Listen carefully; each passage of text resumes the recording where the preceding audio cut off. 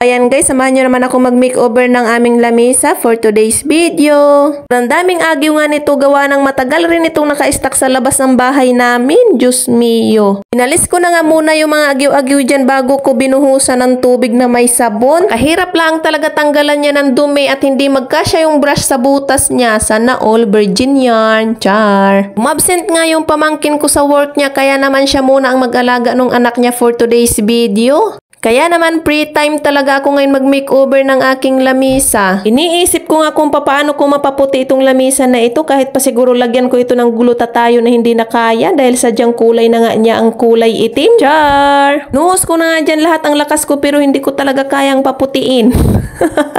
Char! Ako lang ba yung babaeng mas gusto yung may ginagawa kaysa sa nakahilata lang? Kaya naman kapag nandito ako sa loob ng bahay, hindi nga mapakali yung aking kamay kung ano-ano ngang kinukuting-ting ko dito sa aming loob ng bahay. Anyways guys, balik na nga tayo dito sa aking ginagawa. Pagkatapos ko nga mabrush yung maliit na lamesa, isinunod ko na nga itong mga paa niya.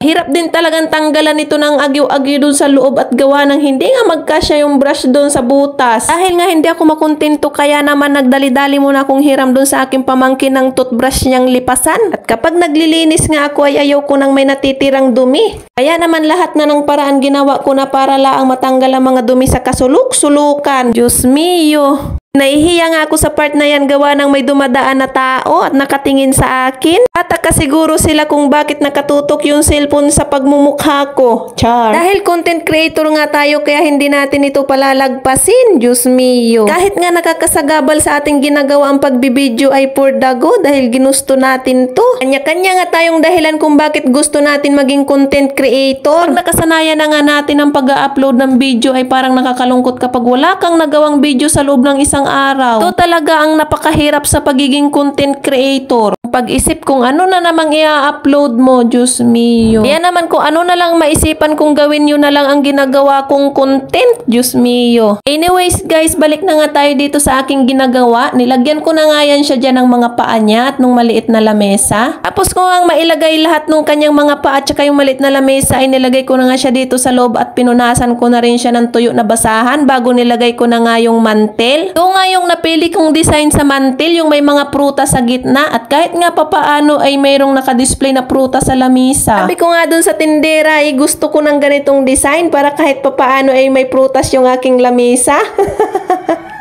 Char. O diba? Ito na nga pala guys ang itsura ng aking lamesa. At kahit papaano nga ay gumanda tulad ko. Char. Inis ko na nga rin pala dyan guys ang aking mga lagayan ng condiments organizer. At hanggang dito na nga lang pala ang aking video. Salamat sa panonood. Nagustuhan nyo nga yung aking video ay pa-like and share naman po. Syempre papalo ng page. Bye!